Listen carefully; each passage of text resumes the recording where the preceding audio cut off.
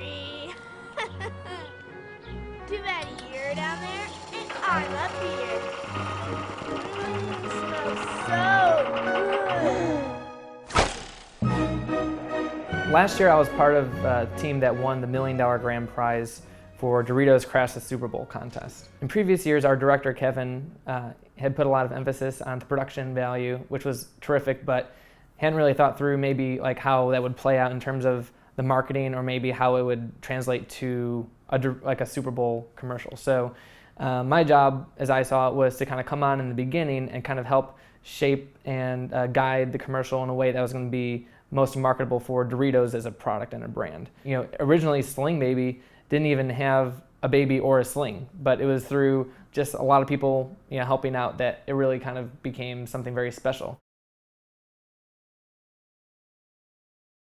You know, when you're advertising in the Super Bowl, your audience is everyone. I mean, it goes to 1 billion people worldwide. So you can't really do anything that's going to be offensive to one group or the other. You really need to make it as big, as fun, as enjoyable for everyone. So that was really our goal for it. And so when we were coming up with these ideas, we had to reverse engineer how the USA Today poll would work out. So we figured that there would probably going to be a dog or a baby one there. So we had Kitty Heist, where dogs and cats steal Doritos from their neighbor's picnic, and then Sling Baby, where you have a grandma and a little baby who team up to take away, you know, Doritos from the bratty, you know, older brother.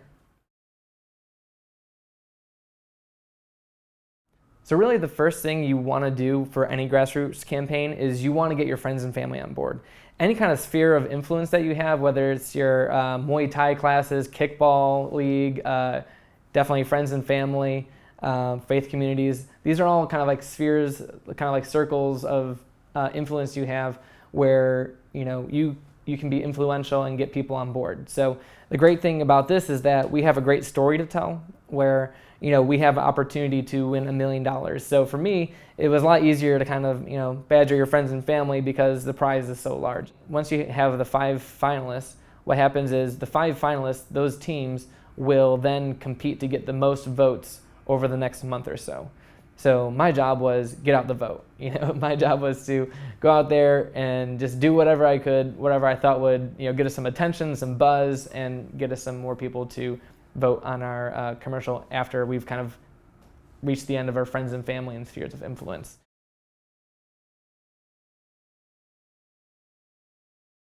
The first was obviously when we're getting our friends and family and other users involved, they need a destination, a community to build around. So the easiest and most obvious example of that was Facebook. So we created a Facebook page and we actually created a Facebook application where users could invite their friends to the page, where they could send messages about the page to their friends, where they could like the page.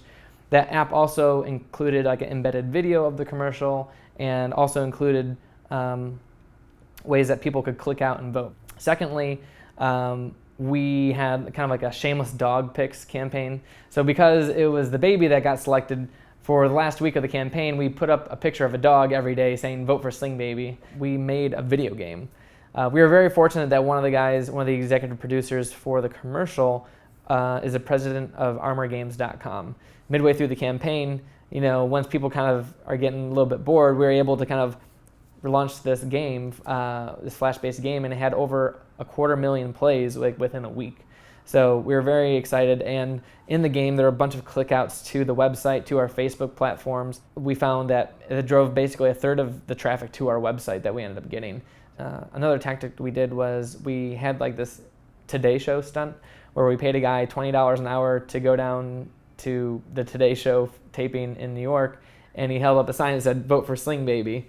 And we photobombed like Michelle Williams, you know, Kathy Lee Gifford. It was terrific because it was measurable too. Looking through Google Analytics, we could see that, well, we had like thousands more people come to our website based on their Google search, vote for Sling Baby.